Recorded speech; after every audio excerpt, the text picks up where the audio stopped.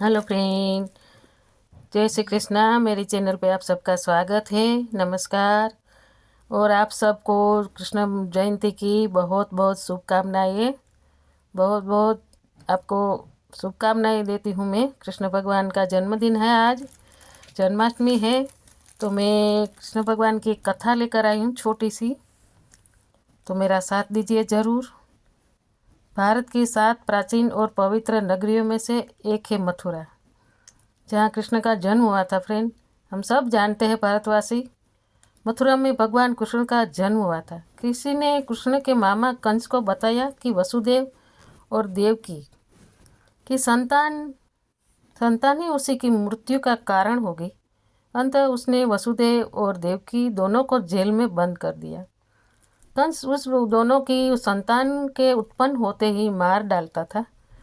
भविष्यवाणी के अनुसार विष्णु को देवकी के गर्भ से कृष्ण के रूप में जन्म लेना था, तो उन्होंने अपने 8वें अवतार के रूप में 8वें मनु वैवस्वत के मनवंतर के 28वें द्वापर में भाद्रपद के कृष्ण पक्ष की रात्रि के 7 मुहूर्त निकल गए और 8वां उपस्थित हुआ। तभी आधी रात के समय सबसे शुभ लग्न उपस्थित हुआ। उस लग्न पर केवल शुभ ग्रहों की दृष्टि थी।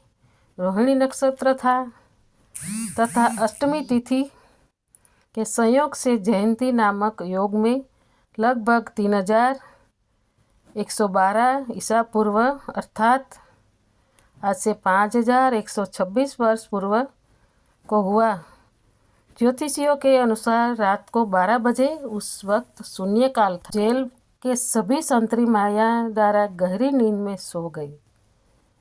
जेल के दरवाजे स्वतः ही खुल गए, क्योंकि कृष्ण भगवान आ गए थे, इसने जन्म ले लिया था। उस वक्त भारी बारिश हो रही थी, यमुना में उफान था।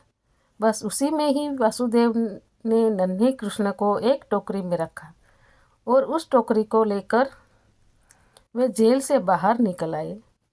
कुछ दूरी पर ही यमुना नदी थी, उन्हें उस पार जाना था, लेकिन कैसे जा सकते थे।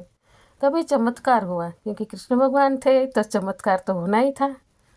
यमुना के जल ने भगवान के चरण छुए, फिर उसका जल 2 हिस्सों में बट गया और इस पार से उस पार रास्ता बन गया।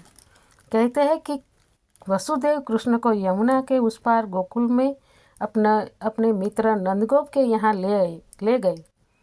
वहाँ पर नंद की पत्नी यशोदा को भी एक कन्या ने जन्म लिया था।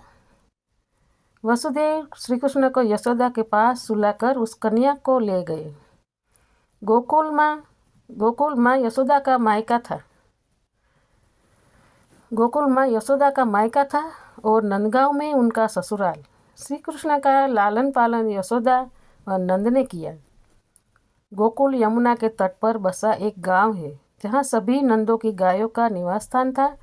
नंद मथुरा के आसपास गोकुल और नंदगांव में रहने वाले आबिर गोपों के मुखिया थे। यहीं पर वासुदेव की दूसरी पत्नी रोहिणी ने बलराम को जन्म दिया था। बलराम देवकी के 7वें गर्भ में थे, जिन्हें योगमाया ने आकर्षित करके रोहिणी के गर्भ में डाल दिया था। यह स्थान गोप लोगों का था। मथुरा से गोकुल की दूरी महज 12 किलोमीटर थी। तो फ्रेंड, बस इतनी कहानी है, मैंने सुनाई जो आपको। जय श्री कृष्णा, जय श्री कृष्णा। आप सबको बहुत बहुत ढेर सारी शुभकामनाएं फिर से दे रही हूँ मैं। कृष्ण जन्म की, जन्माष्टमी की। जय श्री कृष्णा, जय श्री कृष्णा, जय श्री कृष्ण।